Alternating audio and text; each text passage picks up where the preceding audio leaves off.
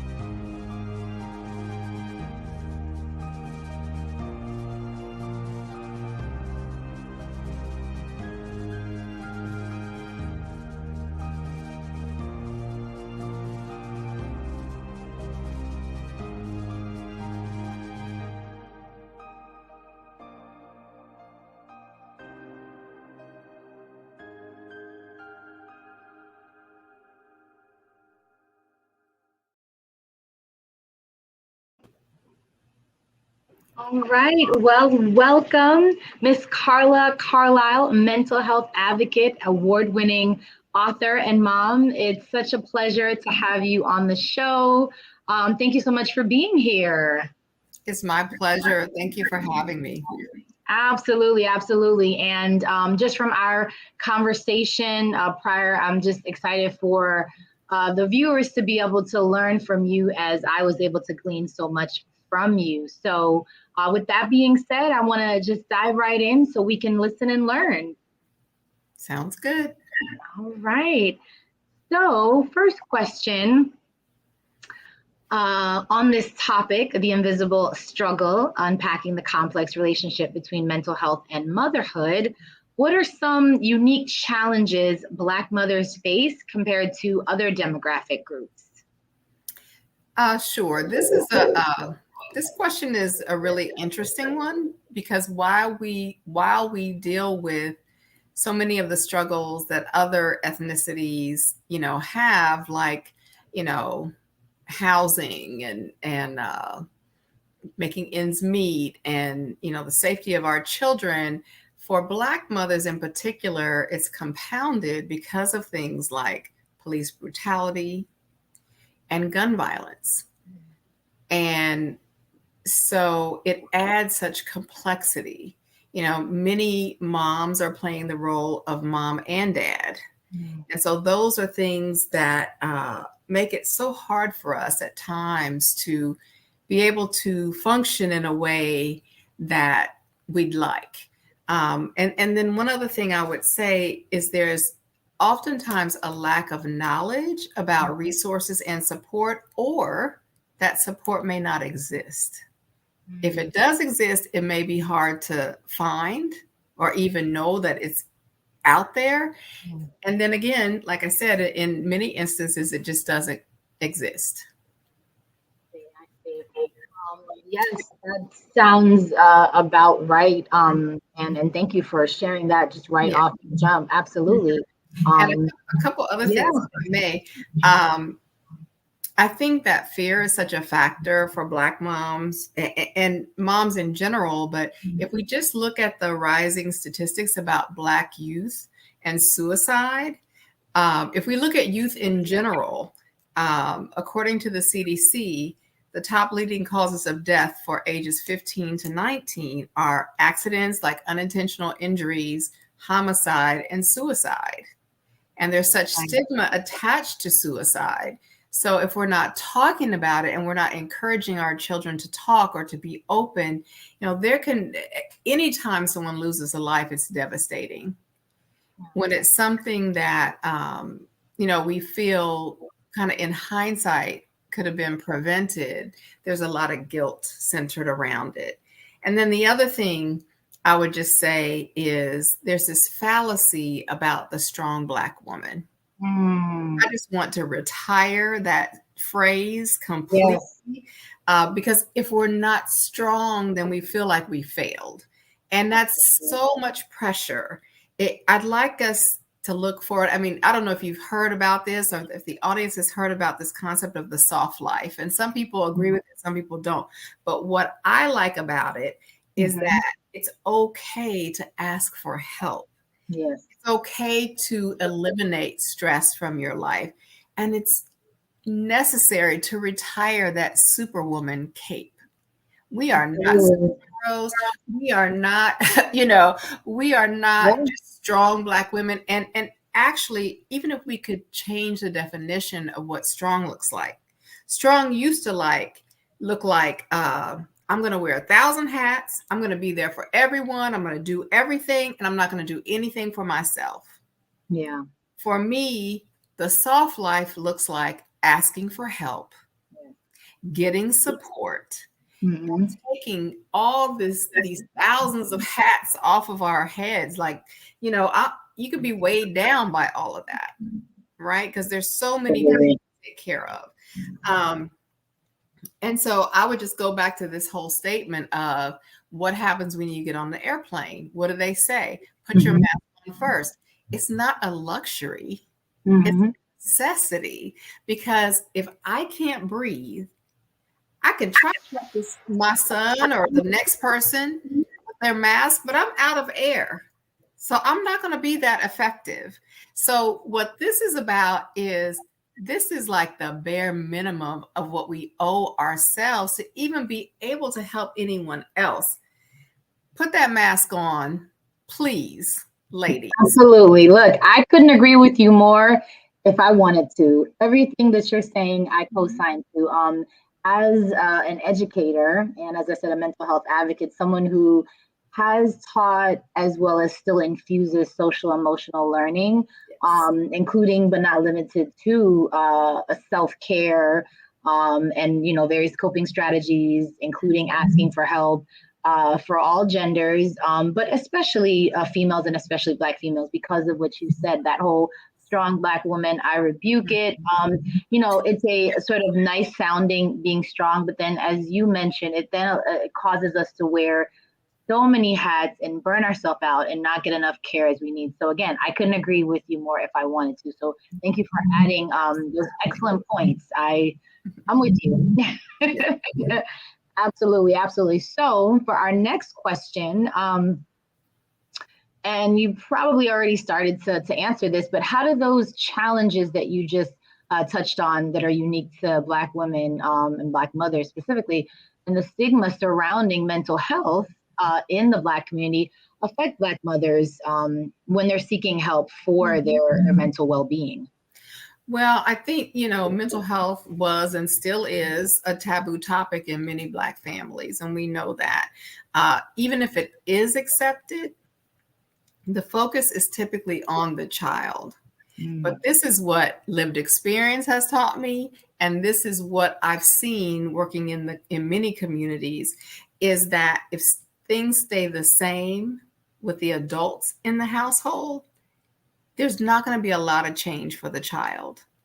the child can become more informed, but if they're not able to do the things to support their mental health, if the parents aren't there to learn along with the child or learn in advance of the child, I think that we all have to work to be healthy holistically, and that includes mental health. And I think the sooner we accept that as a community, and I think forums like this are very important, because first of all, it says, you know, you can look like you have your stuff together, you can go out and put on that face, but we're all struggling with something inside.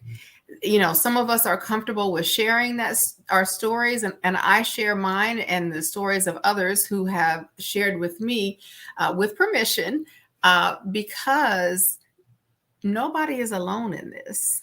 We're all dealing with it. And so I think that, you know, a diagnosis, like a mental health diagnosis, to a lot of people is like a death sentence. Mm-hmm. And it can be, if you allow it to be. Right. What I mean by that is it can also be a key to a lock, mm-hmm. to many resources that you didn't even know were out there. And I think that it's really kind of a balance in terms of, like, I don't want my child stigmatized because he has this disability. But I also know that there's support out there for him because of this disability. Like my son, for example, has post-traumatic stress disorder. And, you know, I've learned about things. I've done trauma training. Mm-hmm. I've done a lot of things to become educated so that I could become a better parent to him. And with that, I learned a lot about myself too. Mm-hmm. Like, I started understanding more about the trauma I experienced. You know, I remember being in therapy, and I'll share this with you really quickly. And for 2 years, I couldn't say the word anxiety. I kept, stress. Why was it so difficult to say anxiety? Like, I had a diagnosis of an anxiety disorder, right? I have a diagnosis of major depressive disorder. And that's okay. I'm still functioning. I'm still doing things that I need to do, but I take care of myself first. And I think that's a lot of what we have to do. Again, I am in agreement with you. And just from what I'm hearing, among other things that I'm hearing from you, is really normalizing for people in general, those of us in the Black community, and specifically Black females, Black mothers, normalizing that it's okay to need help. Having a diagnosis is, as you said, not a death sentence. But what I like to share with, you know, those who want to listen to me, be it my students or whoever I have conversation with, the misconception about, you know, mental health is that something is wrong. But I like to look at it from the paradigm that, what do I want to improve about myself to live a healthy life, right? Including but not limited to self-care, setting boundaries, things that can calm us when we have anxiety, and a variety of coping strategies. So I love that you're normalizing, or you learn to, in that self-awareness that you were able to increase as you were, you know, learning about how to help your child. So, so that's what I believe that we need to do. Like, let the stigma go, normalize it so we can be healthy and not just stay stuck in these unhealthy, toxic ways that really do us a disservice. So yes, again, yes. And I think also that sometimes something like ADHD is actually, as much as it can be challenging, it can also be a superpower. Absolutely. That was the last topic that I talked about. And the guest did such a great job of sharing not only some of the challenges, but, as you say, some of the superpowers. And I love that you brought that up because, you know, with the stigma, there is that sort of focus on the problems, right? Yes. Challenges, the you know, how the issues that causes for someone. And while that is true, to your point, there are a lot of superpowers. There are a lot of things that individuals that, even though like they might struggle with something, they're like super good at, you know, being able to get a lot of things done. Like maybe their anxiety is like keeps them up, but they'll be the one getting everything done. Like, you know, past everybody, like past every test, right? So, definitely we want to get the help that we need, but not necessarily look at it like it's a negative thing. So that's an excellent point. Yeah. One of the amazing things that happen, as I'm parenting my son is that I learned from his elementary school principal that he has a diagnosis of ADHD, and this man is brilliant. He gets so many things done, but he also puts guardrails in place so that he doesn't get stuck, so that he, recognizing, hey, I'm jumping all over topics. I do the same thing. I'm not going to lie. I do the same thing with jumping all over the place because something pops into my mind that I just need to get out right now. But I've learned some coping strategies or just how to make it work for me. Exactly. There's like so many high functioning people with a variety of disorders. Like I said in my last episode on that topic of ADHD, one of the things that was shared was individuals like that are prominent out there, their names are out there, and they have that. So like you said, it's not a death sentence, any diagnosis. It's really just a self-awareness of what we have and getting the help, as you rightfully said, the support that we need, which really we all should get support, right? Support system is so key. And just living your best life with whatever you have to deal with. Like that is really an excellent point. Yeah. Yes. So absolutely. Oh my gosh, I'm loving this conversation. Like I said, so happy you're here. So thank you. Yes. So our next question, I feel like as we have our conversation, I feel like some of the questions are already touched on, but whatever you want to add to when I ask a question, then we'll do it like that. But what strategies can Black mothers use to prioritize their mental health while balancing the demands of motherhood, work, and other responsibilities? Sure. So when I do workshops, I talk about these 3 tenets for change. The first one is awareness. So awareness is like learning about our mental health and the need for self-care, just knowing it's there. It's just like someone who has some substance use disorder. They're aware that exists, but we haven't gotten to acceptance yet, right? Yes. Acceptance, and that's recognizing how this pertains to me. It has nothing to do with whether I'm good enough or if I'm doing enough, but I'm accepting that this is tied to me or my child, because a lot of times we can accept things when it involves somebody else, right? Even our own kids, right? And we're all for, like, we could go toe to toe with anybody for our kids in general. This is what Black moms do, right? We may not have any information. We may not be informed. We may not have the awareness. We may not even be comfortable accepting, like, my child has this diagnosis or I'm dealing with this. But when it comes to the next step, which is advocacy, that's the third step.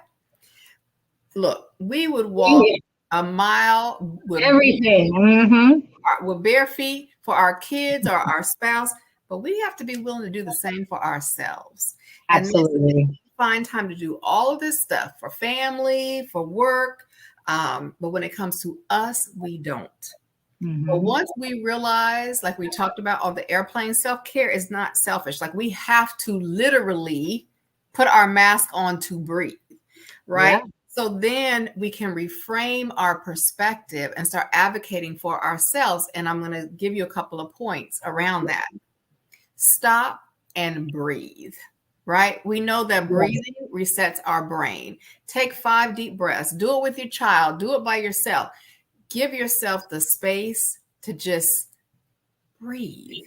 And, that's used in the military, it's used in yoga, it's used in therapy, it's used. I use it in my classroom. Yes, in all kinds of this. Are you okay? Yes. Yes, absolutely. Yes, all of what you're saying. I agree. So we teach, like, my son and I wrote an interactive workbook called My Big Notebook for youth, right? And we teach them about this thing called square breathing, which is deep breathing, but in a square, right? And we teach the kids that, but moms need it too, right? We need to deep breathe. Here's another one. And I'm going to talk like I talk to my girlfriends. Okay, girl, you've been dealing with so much. Give yourself some grace. Where you are today, from where you were last year or 5 years ago, look at all you've endured and overcome or are in the process of overcoming. look at all you've held together. Honey, breathe and give yourself some grace. Okay? And I'm saying it, I'm telling you how I talk to my friends, and I tell myself this too.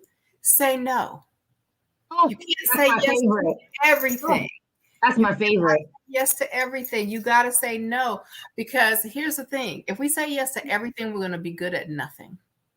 If we spread Oh, ourselves so thin that we can barely keep our eyes open at the end of the day, or we don't want to get up in the morning, yeah, we got to learn how to say no. yeah. Ask for help. We talked about that too. Ask for help. That could be therapy. That could be from a friend. That could be from, if you work at a company that has employee assistance, that could be through your EAP. It could be a number of things. And seek support. This may not be your day-to-day friends. We have to be open to learning. Like I said, so my son was my foster child, and I did adopt him. And so when the local Department of Social Services would not allow me to take this training for trauma, parenting a child that's experienced trauma, I went to another county, and they allowed me to do it. So we don't take the first no when it's about our kids, right? Yeah. I needed this to be informed as a mother. So Right. I'm going to push as much as I have to push, but I also have to do that about things for me, just for me as well. So Absolutely. those are some of the suggestions that I would give. Those are outstanding. I hope the viewers are taking notes, have paper, pencil, or pen out, and writing down what I like to call these nuggets of wisdom. You're dropping gems. My students know I like to say things like that, especially on a Wednesday, Words of Wisdom Wednesday. So no matter what day, it's good to have wisdom which you are sharing, and I hope people are taking note of that, because that's excellent advice. Thank you so much. So for our next question, are there cultural or historical factors that contribute to the mental health disparities among Black mothers? And if so, how do you believe that we can address them? So, I mean, I think the obvious answer is yes. I mean, this goes back to slavery days. You know, there was so much responsibility on Black moms. Not only were we caring for children, not necessarily our own children, or maybe our own children that we didn't desire to, you know, have sex with the master to have. We're taking care of master. We're taking care of the men to the extent we're allowed to. We're taking care of master's wife and children and whoever else. Like, again, strong Black woman, we had to become that. And then if you look at how the Black family was broken up through slavery and beyond, mass incarceration, all of these things, you know, so much has fallen on the shoulders of Black women. And while I am certainly a big believer in holding up our Black men, we need to ask for the same. We need to ask our Black men to support us and understand, you know, this strong Black woman syndrome, you know, which we've already discussed. It just is a setup for failure. Like, the real hero, in my opinion, is the one who waves the white flag, takes off that cape and asks for help. We just have to retire that cape. And I just think, again, I go back to awareness, acceptance, and advocacy. If you learn our history, I mean, I'm talking about real history. I'm not talking about what the whitewashed version of what some people learn in school. Even like we learn about, let me give you an example. There's an organization here in Charlotte, North Carolina called the Mel's Place. Two of my older boys joined the Mel's Place, and they went to Ghana. And they got to see the slave caverns. They got to see men and women adorned in gold. They got, like, we are of kings and queens. Yes, Do we you are. know, like, you understand, like, the pride that comes along with that? I told my boys, like, you've had an experience I haven't had. You know, I read about it. I see it. I'm going to get to Africa now. I am, but I love that for my kids. But we, like the 1619 Project, things like that, we need to learn, like, the real history and all the contributions we've made as women to this country, to the U.S. and abroad. I mean, we are so tightly aligned in many ways with the islands and African countries, so many of our challenges are the same or Absolutely. very similar, you know? I And couldn't so, agree more. Absolutely. so going through, an organization like this, being affiliated with it, listening and watching these sessions, it's all about knowledge. It's all about knowledge sharing and embracing each other and recognizing like we have to come together to really affect real change. Absolutely. Like I said, I couldn't agree with you more. You were really sharing a lot for our viewers. And yes, those of us within the African diaspora really do need to come together and help one another, even though historically we have been, broken down, but we absolutely need to come together. We absolutely need to come together so that we can have care, self-care, care for each other. It cannot, as you've mentioned, be the continuation of the strong Black woman where we have to shoulder everything. That's not good for us, and really that's not really good for our men either. It may seem to be on the surface because Yeah. what's been done, Right. but really that unity that really breeds what we need, that love, that shared commitment to our community, right? So absolutely, I couldn't agree with you more. You're making a lot of excellent points, so thank you for sharing. Absolutely. Yeah, so our next question, I feel like these questions all like kind of make sense one after the next, Yes. based on the things that we're talking about. Mhm. The support system you mentioned. So yeah, how can actually family, friends, communities support Black mothers in their mental health journey without the judgment or the stigma? So Yeah. how can that happen? So I think there's really, I go back to my 3 tenets, but what I would say is ask that mom how she's doing and really actively listen.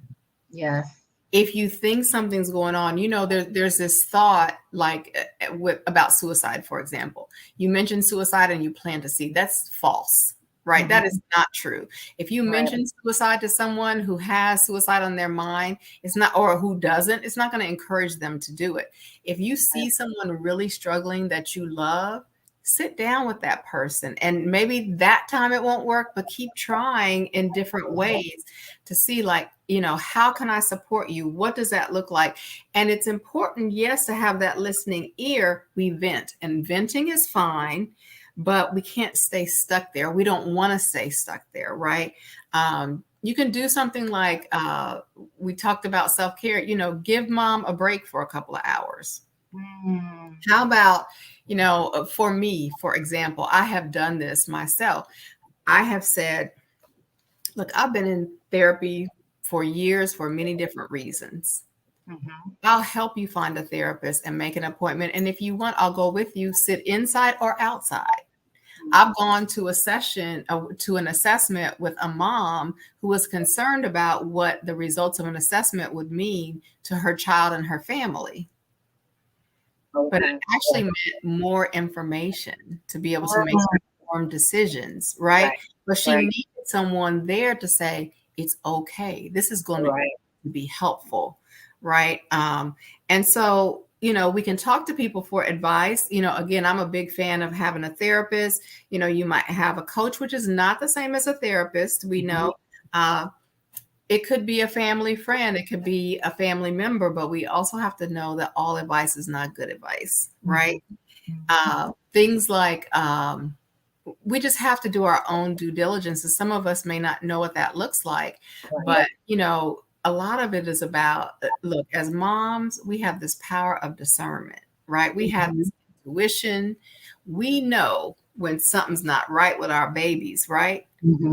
Into that inner child, and that may sound corny, but I'm a big believer in it. Like, what does my child need inside? Like, what did I need at age 10 or 11 that I didn't get? Right. And so what really brings me joy, learn about things like we talked about, coping strategies like deep breathing, learn how to put yourself first. But for other family members and friends, support that. Don't add to the load. Look at how you might be able to, it could be something very small. Mm-hmm. It could be something as small as literally, hey, can I take your kids to the movies? Mm. That might be one step. And then that person Absolutely. is like, oh, this person is really committed to supporting me in some way. It doesn't always have to be about money, right? Right. It could be, Right. I'll take the kids to the park, or, hey, I'm going to come over and help you clean up your house because I know you've been dealing with this crisis for Right. 2 months, you know? I mean, I've had someone do that with me. Carla, let me just come over and clean up your kitchen. Not because Mhm. the kitchen is usually messy, because it's not, but Right. because Right. that was an indication that something was going on with me. Mm-hmm. Yeah. And your friends and family that are in tune with you will start recognizing those things, not like, oh, she's a troubled soul, but how can Right. I help? Absolutely. Absolutely. No, these are excellent points. And, among the other things that I'm hearing from what you're saying really is coming alongside that Black Yes, mother. absolutely. Really, as you said, someone who is in tuned rather, coming alongside and seeing what support would be best to give that person an opportunity for care. So, as you said, whether it be the example of going to an appointment with someone who maybe doesn't feel comfortable or even making the appointment, to Yes. coming over and helping them do something that, like you said, maybe it's not that the person is messy or anything is wrong, but it's like allowing for that mother to just have a break, or taking the kids, just allowing for her to have a break, which we both mentioned. You said, and I agree that we don't want to do the strong Black woman thing. We want to be able to, like, have care for ourselves. So to be able to have someone come alongside and allow for us to have that care, because it's nice to say self-care, but if you don't have anyone to give you some time away from, Mhm. your children, that or child that love and you want to care for, but you do need breaks to care for yourself. And I think that coming alongside a mother is an excellent point. Mhm. So thank you Yes, for sharing that. absolutely. Absolutely. Uh, so, you had mentioned earlier about resources, and sometimes Black mothers don't really know that they Mhm. exist or things of that nature. So, what are some specific resources or organizations that focus on providing mental health support and resources tailored to Black mothers? And how can they be Right. hmm So one of the things that I would say, of course, is this organization, right? We're bringing this to the forefront. We're normalizing the fact that as moms, we have to take care of our mental health, and it's all focused on, health and well-being of people of color, of Black people. As a part of this organization, I've gained a lot of insight, right? Watching replays of some of the videos have been really helpful. There are national, like in the United States, there are national organizations, there are local organizations. So doing some research, I'm a big fan of Google, but I also am a big fan of reading reviews. So Mm-hmm. I'll mention a couple. Here in the U.S., we have like Mental Health America. We that has things like self-assessments, where you can just do a self-assessment like, am I dealing with depression? Print out the results of that assessment and take it to your doctor, take it to your therapist. And so you're not self diagnosing. You're saying, Mm-hmm. this is something that could be, what's going on with me. I know Right. something's going on with me. I don't know what it is. I took this self assessment. Will you take a look at it? Right. The National Alliance on Mental Illness is another one. Um, Mm-hmm. that has free classes across the U.S. And I mean, there are international organizations. Um, there's a Mental Health First Aid, which I think is awesome, and it's an Mm-hmm. international organization. And then there's also a program called QPR, Question, Persuade, and uh, Refer. Mm-hmm. Not the R, question, persuade, and refer. And this is typically free training that you can do, a lot of times online as well. Couple other things I wanted to mention. Some of these larger organizations may not, and some smaller too, may not have the cultural competence Okay. to support your needs. Mm-hmm. And just because it works for one person doesn't mean it's going to work for you. Right. So I'll give you an example, and this isn't a huge thing, but I found a lot of support through Facebook groups. Now, I Mm-hmm. had to go through a process, right? And I still do. I'll see something new that comes up. I'm in a couple of Facebook groups for moms with children with special needs, and then there's moms with children, with Black children with special needs, particularly in the mental health arena, and then more specifically in the like PTSD, ADHD, those kinds of diagnoses in that realm. And the ones that were not relatable for me, all I had to do was say unjoin, and that's it. I'm also in a couple of groups for foster and adoptive parents. It's the same thing. I found one that's for Black adoptive parents, and it's males and females. And it's mainly the women who talk, I'll say that. But I've learned a lot of things, and I've been able to share some of the things I've learned as well. So it's like a whole online community, and online may not be the answer for everyone. I mean, and everyone doesn't have access online, but a lot of times, even on your phone or, go to the library, you can find local resources that can be helpful. A lot of, there are a lot of, and I'm just making sure, I'm just checking my notes. There are a lot of organizations out there that do have support for moms, prenatal, postnatal, right? There are sometimes within hospitals like specialized services, but we either don't know to ask for them, right? Or which we shouldn't have to, right? We should know that that's available. I mean, everybody knows that you can take a class to learn how to breastfeed, right? But what about these other classes that, can help us prepare mentally for what, we're about to deal with, And so what I would just say is, even in community, through doing things like that, someone will reach out to me. I'll reach out to someone else. I see a comment and maybe we'll have a quick discussion. I mean, I learned some things. My son is on an IEP, which is an individualized education program. It's a plan. And, I've had to really get up to speed on that over the last few years because it's become much more difficult the older he gets. And depending on the school administration, right? And this is something in the US, but I imagine there's something comparable, across the globe. And there was a steep learning curve. So I had to lean on people who were either experts or I took bits and pieces that would work for me. I found an advocate to support me. Some advocates are paid and some are for free. It depends on the organization. And so there is a lot out there. It's a matter of searching and not feeling defeated because the first try it didn't work out. Keep trying, because it's out there. Look, I'm listening to you again, just to reiterate. I hope people have their pencil or pen and their papers, because you're just sharing a wealth of information. And I'm hearing really just a desire to learn how you can get the help, a Black mother. And so in that desire to learn, searching for that, be it through the internet or, conversations with people, and just trial and error, like you said, joining certain groups and knowing that if it doesn't work out, unjoin, that's fine. Right. So I love that. Absolutely. Yeah. I know some moms who have dealt with death, right? And, many of us have, whether it's like a parent or a child.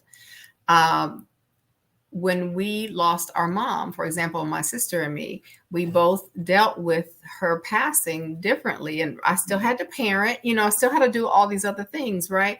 So for her, I remember she joined an online group, but it was so depressing. It wasn't helping her with processing her feelings.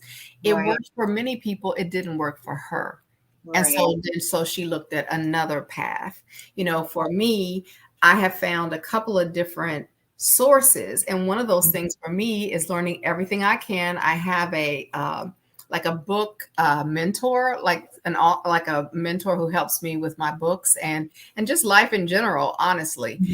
And he's a two-time Pulitzer Prize winning journalist, but he is the most down-to-earth person you've ever met. And he's like, come on, CC, let's get it. Let's go. Like, he's a man of action, right?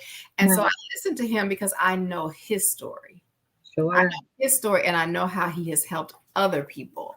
And so I listen to him, but I also take the nuggets that are going to work for me and my family.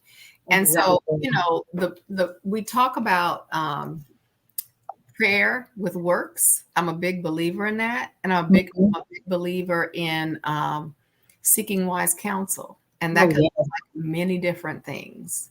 You know? Absolutely, absolutely. And I'm hearing customization, like we can seek out, you know, knowledge and wise counsel from a lot of spaces, but at the end of the day, we can take what works for us based on our unique circumstances in our life and our child or children. And so I'm hearing a lot of that, and that in of itself is wise, right? Yes. A lot of people may have a lot of opinions or a lot of advice and a lot of things, but at the end of the day, we each have to live our life for what's going to benefit us. So, so that's, yes, that's wise. People listen up. And some of that is going to be trial and error. I mean, a lot of it will be, right? Some things will stick and some things will work and some things won't. And then particularly like as our children get older, right, the needs are different, right? You think I thought it would get easier as they got older, but now that my son has hit 13, I just retract all of that. Ooh, right? The teenage life, that's another ball game. That I've taught middle school students for so long, that in high school students, that's a whole nother ball game. So I'm sending you lots of love and light. Yes. So I met an author who does some, just by chance, like she was presenting at my company that I was working for at the time. And I just reached out to her on Instagram and she responded. And turns out she lives here in Charlotte. And so, you know, I bought her books. There are nuggets in there for me, you know, and it's not, this happens to be a white female, but some of the nuggets are relevant to my family and some of them may not be, or there's a twist to them, right? That I have to make, but I also have to have, like, I have faith in God. I also have to believe that I'm in the position I'm in for a reason and have some trust in myself, right? To take all of these nuggets and not by myself, right? Piece it together in a way that's going to work best for my family and specifically for me. Absolutely. Yes, yes, yes. People, you are really learning a lot today. I am learning a lot today, and I'm in a spirit of gratitude for all this knowledge and this wisdom. So, thank you so much. Okay, so the next question is, how can healthcare professionals, including obstetricians and pediatricians, better address the mental health needs of Black mothers during prenatal and postpartum care? So my answer to this is real basic. I think first of all, I think healthcare professionals need to be educated on the mortality from Black births, right? Black children being born and the deaths of either the child or the mother or both. I don't think a lot of doctors are aware, or maybe it's a statistic over here, but it doesn't mean anything in the day-to-day to me. The other thing is that I believe that healthcare providers need to listen to their patients, listen to understand, not to respond. My example is Serena Williams. Everybody knows who that is, right? She told the doctors something is wrong. They're like, nope, it's stress, it's this, it's that. Something was wrong and she could have died, right? She could have lost her life. If Serena Williams, and I'm not saying it like I'm putting her on a pedestal, what I'm saying is she's got the best of the best care in theory, right? But clearly, whoever she was dealing with was not culturally aware or sensitive to the fact that mortality amongst Black women, mothers, and their children is so much higher statistically than other races, because that is the fact, right? So I think that that again, most of us are becoming more educated on postpartum depression. I think we also have, I mean, at the end of the day, there are hormones going through from the beginning to the end, right? There are things that happen to a mother when they are pregnant or when they lose a child, when birth to a child, after they give birth to a child, through this whole process. And I think we've learned a lot more about it. But I think that, I look at, if anybody watches, like Married to Medicine. I love Dr. Jackie on Married to Medicine because she sits down, she looks her patients in the eyes, she gives them wise counsel, right? But she also listens to what is going on with them and what they feel they need. And to me, that is worth its weight in gold. I mean, seriously. And I'm not saying everybody, because there's such a shortage of OBGYNs. I'm not saying everybody can get a Black OBGYN, but I think, as you are looking for that person, I don't care if you're on Medicaid, I don't care what your insurance is or if you have none, ask probing questions. Learn who you're dealing with. Look on psychologytoday.com if they're in the US and find out what the feedback is on that individual. Psychology Today, on the mental health side, there are medical boards and all kinds of things on the on what we're calling medical, right? OBGYNs. To say, like, what is the feedback from their patients? Look that person up. There are different websites that can tell you what is when a person has a good bedside manner and when they don't. Yes. Yeah, absolutely. That's actually one of the main things that I was thinking about as you were addressing this question is that bedside manner and absolutely as it relates to the mortality rates, among Black mothers and listening, right? And I completely understand the point that you were making as far as Serena Williams. It's like if that can happen to her, being someone of a sort of celebrity status, as it were, then any one of us could have not be listened to and possibly, suffer the effect of ourselves and or our child. So we absolutely want to, as you said, research and find out that someone who's going to have, care for us at such a vulnerable time as, having a child, we want to make sure that person is going to listen to us and help us and take what we're saying seriously, right? And not just pass off, from my understanding of sort of research and conversations that I've had with, friends that are kind of in this line of work as it relates to Black mothers, to actually get someone who's going to listen to you, because too often it's like, oh, that it's nothing, whatever we're saying, especially because the strong Black woman, right? So we're supposed to just deal with everything. We're supposed to just suck it up because we're strong. So there is that issue. So thank you for sharing that. So we need some healthcare professionals to make sure that they're really listening to us as Black mothers. So that is so. Thank you for that. So our next question: can you share personal stories or examples of Black mothers who have successfully navigated the challenges of motherhood while balancing work and life and everything under the sun? You kind of touched on your story, so if you want to use this time to share a little bit more of that, that would be even wonderful. Yes. So I wanted to share some of my own experiences, and I would say I have unsuccessfully and successfully navigated these waters. And what I mean by that is this: I have definitely made pretty much every mistake in the book in terms of parenting, in terms of putting myself last, in terms of, just like your gas tank, you end up on E.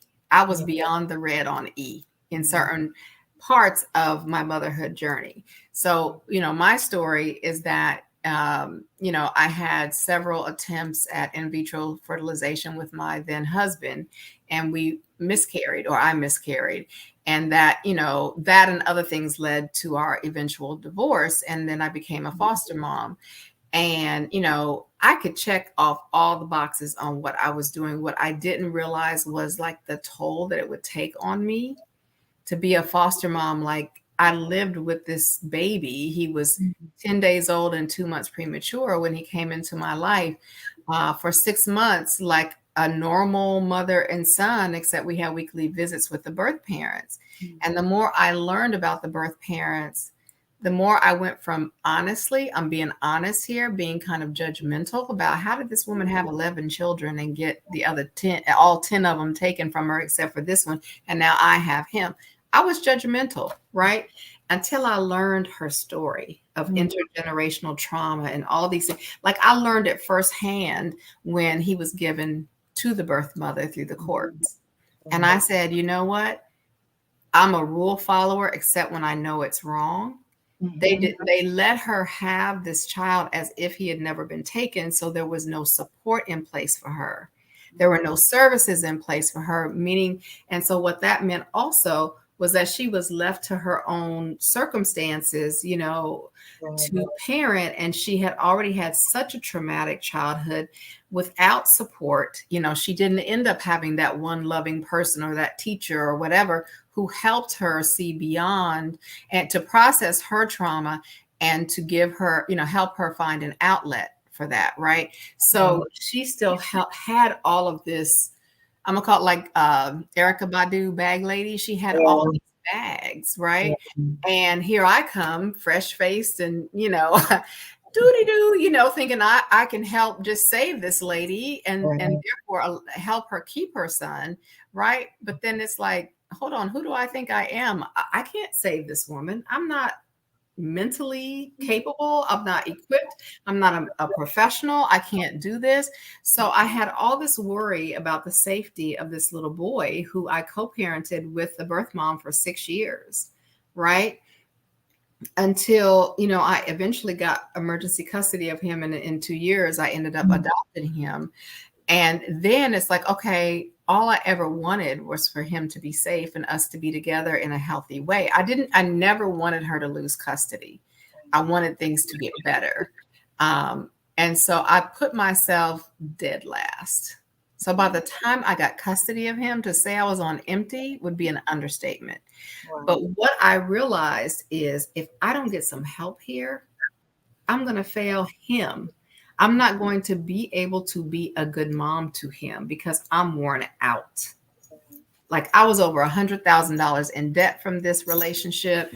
I was hurt in every way with good intentions, but I did a lot of this to myself. Like in hindsight is 2020, right? I don't regret anything, but I knew that I needed help on every aspect of the spectrum, like physically, mentally, emotionally, financially. I think I said spiritually already, but all these different lenses, I needed help. And so I had to go out and seek that help. And when I started doing that, and I got to a point where I started sharing our story. I did a TEDx talk. This is what worked for me, right? I wrote a book called Journey to the Sun. This was getting it out. Now, I will say that book is an adult-only book. It's the raw, uncut story, but I needed to get it out. Since then, I've learned how to share our story in a way that is helpful to others. It's not just me getting it, like vomiting it out, right? Right. This means to another mother who could be struggling with those 10 children. To say there is legitimate help out there for you, but what we've got to do is make sure you have some help and make sure you're taking care of yourself. Absolutely. And so, so I just think that, and I've interacted with so many mothers. There's a mom who has become like a sister to me from Trinidad and Tobago. We did a talk together called This Is My Brave out of Boston University. And we met through this whole process, and we came together in person to do these talks about, parenting a child with a mental health condition and the impact on us. And I look at she's a member now of Black Mental Health Matters. I brought her into the fold, but I look at all of the challenges she's faced. And her son was in the military, in Trinidad and Tobago, and, he came back different. And that's not uncommon, right? My son went through trauma and he was different through all of that trauma. Like he went from being a gentle, giant 5-year-old to someone who would appear to be a bully, but who was really afraid, who was really dealing with unresolved trauma and, still is. This is a one and done, like you go to therapy for 12 sessions and it's over. No, this is ongoing, but I am doing this for me too. I am going to therapy for me. This mom is helping others to help herself. This mother from Trinidad and Tobago that I mentioned, she still sees like so many challenges with her son, and she wants to help him, but in healthy ways, right? We don't want to enable our own kids, right? We don't want our kids to be so dependent on us unless they have to be. Like there are conditions where the child is just not going to be able to be out on their own, right? And even with that, we still need help, right? But we lead with our heart, but we also have to use our minds. Absolutely. Oh my, I am in awe of you, and I just thank you for being so transparent and vulnerable and honest. You have, as you've described, gone through so much, and so that makes sense as to why you're able to really speak with this wisdom, this knowledge, and this counsel. And I love how you were honest, and throughout our conversation have said like you failed, you've been hurt, you've been sad, and out of all of that has really birthed this this ability for you to share in such a way to help yourself and your child and others. So there has been a purpose, albeit so much that you've had to go through. And but I'm grateful to be one of the individuals that gets a chance to hear your story, learn from you, be in awe of you. And so, yeah, I'm just in a spirit of gratitude to be able to have this conversation and listen and learn. So and I appreciate the opportunity to share. I'll tell you, this was not on my radar, at all. Like mental health was not on my radar until it was. Right. Once I saw that and experienced trauma up close and personal, and then secondhand trauma and all these different things, like you can't unexperience that. You can't unsee it. You can't, close the box. Now it's been open. And so for me, I had to find healthier ways to help people, right? And now my test is a testimony, right? Exactly. Well said. My calling, that's what it is. And that's why I speak with such passion, because I know there are a lot of moms out there struggling. Like I'm going through this on my own, all by myself. Nobody else is dealing with this. Not. You know what I'm saying? You're not. Everybody's story is going to be a little unique. Everybody's story is going to be a little different, but there are some foundational things that will be similar, like the lack of self-care, like the desire to be a strong Black woman, like needing to retire, that phrase. Right. That. Exactly. Everybody's story is gonna take different twists and turns, but we're in this together, and that's real. That is so real. I don't have anything to add to that. Well said. I'm just, I have nothing else. So our next questions, let's see, because we have a little bit more time and the people would want to know. Okay. All right. Let me, if I can find it. All right. Let's see. Okay. So what policy changes or initiatives are needed to improve mental health support and access to the care for Black mothers, particularly those from marginalized communities? So, what are your thoughts on that? So I think that, initiatives that support the Black community should always include a mental health component for families, including like preventive measures that address concerns before they become major hurdles, right? We wait until we're on empty, until we literally can't function. We might be balled up in the closet somewhere because we cannot do anything else. We don't want to get to the point of crisis, right? We want to take some proactive steps to be able to do that. And for that to happen, there have to be resources out there for us. I even think, this is my opinion, community programs that provide things like milk, diapers, food stamps should also include mental health services for mom and education. I think that's really important. I think having culturally competent medical professionals who actually care about their patients and ask probing questions, that matters. I also see how insurance companies influence and pharmaceutical companies influence doctors, like prescribe this pill. That's only, a pill could be a part of the solution, but it's not the only part, right? Instead, we need to go deeper, let that doctor make a referral. Let this community organization say, hey, I have some resources that could help you. Here's an example, because my son was adopted, and we've gone, well, it's not just because he was adopted. We went through this program called intensive in-home therapy. We also went through family-centered therapy, which didn't necessarily work for my family, but could work for the next family, right? But one of the great things that came out of that is that we now qualify for what's called respite. Respite is when, mom gets to take a break. So it takes a long time to find the right person or people for respite, but I can get, coming up very soon in the coming months, I'll get a weekend to myself. With someone who was vetted, who went through background investigations, who has experience in this space. I was even able to get like a teacher who taught him during the pandemic to go through the process to become respite for him, because he's taken a trip with her to go visit her family in Florida. Who better than to be one of the people who provide him with respite, right? And so that's something a lot of people don't even know exists. And it doesn't mean it's available to everyone, but certainly, like in his case, because of his mental health challenges and because of my own, because we needed some additional support in the home, and probably still do as things change, as these hormones keep changing, I will raise my hand in a heartbeat and say, come again. Both your hands and both your feet. Yes. Is what I like to say. We need help. Absolutely. Yes. I also believe Medicare reform and Medicaid reform in the United States is very important. I think that in addition to that, I don't care if you have private insurance, public insurance, if you have Medicaid, Medicare, whatever it is you have, I think you should be able to understand it.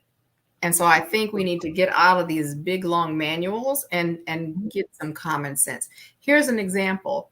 I had to go through a private adoption to adopt my son because he was no longer in the foster care system, right? But he had been in my home for on and off for 6 years, right? So one of the things that I found out through the adoption agency, just in a casual conversation, was that I can get adoption assistance for him because he used to be in the system. And not only do I get a monthly stipend to support him, I also get and this is through North Carolina. I don't know how it is in every other state or country, but different places have different benefits that you don't even know about, don't even know to ask about them, right? I keep pushing for information. Like, I know I need help. I don't know what this looks like, but what I was able to do is get him into music therapy. Medicaid for it. Right? Yeah. I was able to do a number of different things for him that will help him grow and expand his social skills, right? Because that's one of the potential impacts of a person with trauma, right? Their social skills, because of developmental delays, may not be up alongside with their peers. And that's not a negative thing, but it's something where we need some additional support, right? Right. A lot of the conversations that I've had, just random conversations, that's how I've learned about things. And that's not how it should go. I don't think we should happen upon resources or support. I think for any of these initiatives, there has to be communication, marketing, outreach, especially in our impoverished communities, in our communities that are underserved, in families that have a distrust for government. From personal experience, I think that there are different ways to reach these families. And I think one of them is just speaking to it like, I'm sitting at a desk and all this, but trust and believe I'll be on the floor with my kid having a heart-to-heart conversation like the next mom, Right. I'll be going to bed with, trying to get 8 hours of sleep, knowing I'm not going to get it. We all have some things in common. And so one of the things I think is so important is to keep your eyes open and look out. Like I said, a support group here might not be for you. The next one may be. Could be online, could be in person. It's hard to say. I'm going to find something that's relatable. And if I don't find it, I may even try to create it myself. You know what? We're going to end it on that lovely nugget right there, is that sometimes we might just have to create it for ourselves, but because we want to make sure that, we are finding ways to care for ourselves. Yes. And so I'm just so grateful again. Thank you so much for being here on the show, for sharing so much, for being honest and vulnerable, and dropping gems, and just sharing all this wise counsel and wisdom with our viewers. So thank you so much. Really appreciate you for being here. Any final words that you'd like to say to our viewers? Sure. I would love to actually hear from any of our viewers, either through, the post, through this broadcast, or they can even visit my website, which is mybignotebook.com, and learn a little bit about our big notebook that has helped a lot of kids in the United States and abroad, in Liberia and some other countries too. We really want to help other people, and everything we've seen so far from the kids that have gone through the workbook, their parents and caregivers have learned a lot too. And so that's what we want to do. It's not just about selling a book. It's about planting seeds within our parents, our moms, and our children, so we can all grow together. Oh, wonderful. Thank you so much for sharing that. And thank you to our viewers for tuning in and for joining us for this episode. So with that being said, wishing us all wellness, be well, and have a great day. Bye. Bye-bye.